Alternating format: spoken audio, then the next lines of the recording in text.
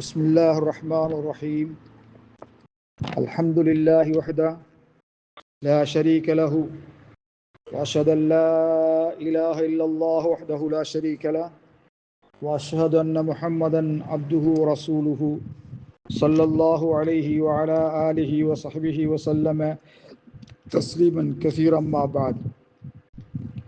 கண்ணியத்துக்குரிய என் அருமை சகோதரர்களே, பெரியார்களே, ஏகவல்ல அல்லாஹு ஜல்ல ஷானஹு வ தஆலாவை புகழ்ந்தவனாக போற்றியவனாக நபிகளார் மீது ஸலவாத்தும் ஸலாமும் கூறி இன்றைய மஜ்லிஸை நான் ஆரம்பம் செய்கின்றேன்.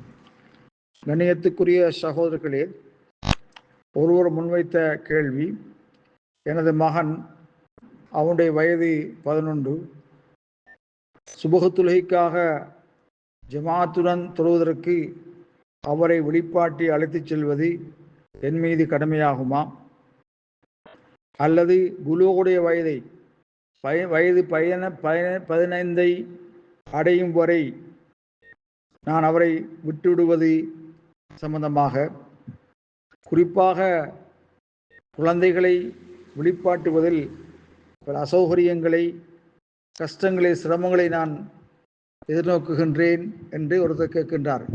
இப்படியான வேளையில் நான் எவ்வாறு நடந்து கொள்ள வேண்டும் என்று கேட்கப்பட்ட போது அதற்கு நாம் சொல்லக்கூடிய செய்தி, ஹதீஸுடைய வெளிப்படையை பார்க்கின்ற பொழுது யஜிபு அன் தௌகீலஹு லிஸ்ஸலா மஅல் ஜமாஅ, ஜமாஅத்துடன் தொழுவதற்காக அவர் வெளிப்பாட்டுவது கடமையாகும்.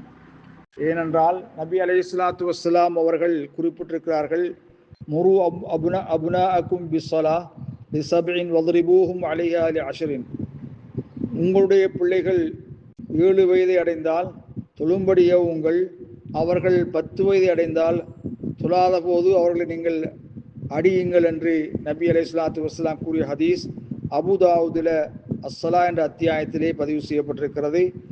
தலைப்பு மத்தாயு உமருல் குலாம் பிஸ்ஸலா, ஒரு குழந்தை, ஒரு ஆண் குழந்தை தொழுகை கொண்டு எப்பொழுது ஏவப்படுவார் என்ற தலைப்பின் கீழ் இந்த ஹதீஸ் கொண்டு வரப்பட்டிருக்கிறது. ஆகவே கண்ணியத்துக்குரிய சகோதரர்களே, அவர்களை குறித்த அந்த காலப்பகுதியிலே, அந்த வயதிலே 7 வயது அதுக்கு மேற்பட்டவர்களை தொழுகைக்காக வெளிப்பாட்டி அழைத்து செல்வது எங்கள் மீது கடமை என்பதையும், 10 வயதாகின்ற பொழுது அவர்கள் தொழ மறுத்தால் அவர்களை தொழும்படி வற்புறுத்துவது, சிறிய காயங்களற்ற சிறிய அடிகளை அடிப்பதும் மார்க்கத்திலே அனுமதிக்கப்பட்டிருக்கிறது. அவர்களை வெளிப்பாட்டுவதிலே ஏதாவது சிரமங்கள், கஷ்டங்கள் நீங்கள் எதிர்நோக்கினால் அந்த சுரூபத், அந்த எதிர்நோக்குகின்ற கஷ்டத்தின் மீது அல்லாஹ் உங்களுக்கு கூலியை தரலாம். வல்லாஹு அலம் பிஸ்ஸவாப்.